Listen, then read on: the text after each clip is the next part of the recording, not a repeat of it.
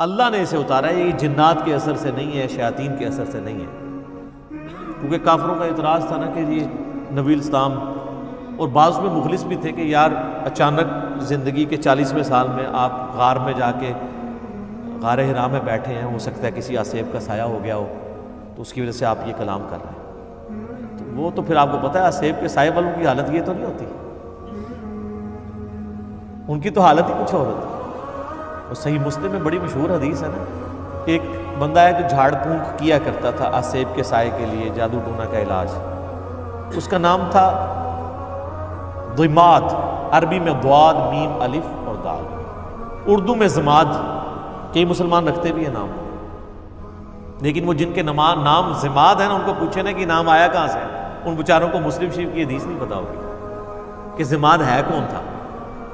وہ جھاڑ پھونک کیا کرتا تھا، مکے آیا تو اس نے سنا کہ یہاں پہ ایک شخص ہے کہ جو بڑا ایک ڈائنامک اس کی لائف تھی،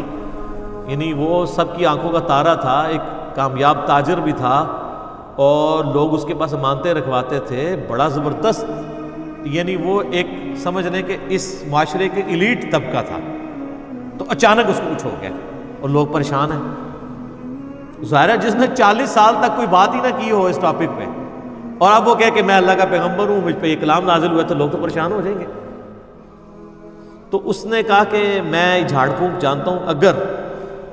تم مجھے اس کے پاس لے جاؤ تو مجھے امید ہے کہ میں اس کا علاج کروں۔ اس کو کیا پتا تھا کہ علاج اس کا نہیں، اس کا اپنا ہو جائے گا۔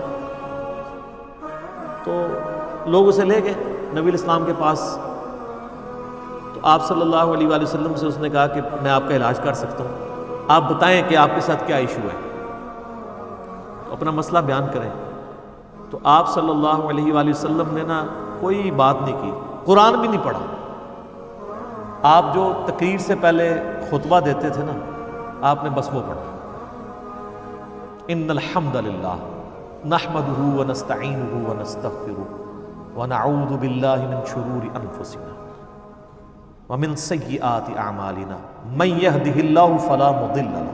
ومن يضلل فلا هادي له واشهد ان لا اله الا الله وحده لا شريك له واشهد ان محمدا عبده ورسوله۔ اب یہ کاش آپ کو عربی آتی ہوتی تو آپ کو پتا ہوتا کہ آپ نے کیا پڑھا ہے صلی اللہ علیہ وسلم۔ تو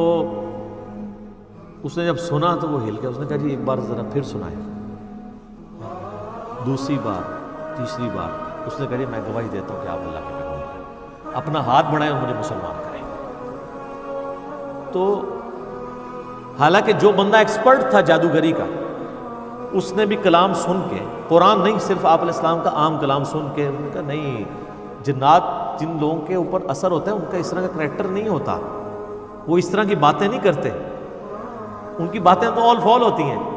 اتنی پریسائز باتیں نہیں ہوتی ہیں۔ پھر نبی علیہ السلام کی مبارک ذات کا ایک روب بھی تھا۔ جو بندہ جادو کا، ان ساری چیزوں کا ایکسپرٹ تھا، اس نے ڈکلیئر کر دیا کہ جادوگر نہیں ہے، اور جو جہلات ہیں جن کو جادو کا، آسیب کا الف بے بھی نہیں پتا تھا، وہ لوگ نبی علیہ السلام کو اس کے بعد بھی جادوگر کہتے رہے، نعوذ باللہ۔ ان کی قسمت میں ہدایت نہیں تھی نا، ہونا تو چاہیے تھا کہ جب ایکسپرٹ نے مان لیا کہ نہیں ہے، تو تم لوگوں کو تو پتہ ہی نہیں یہ فیلڈ ہے کہ نہیں، تم خواہ کہتے ہو۔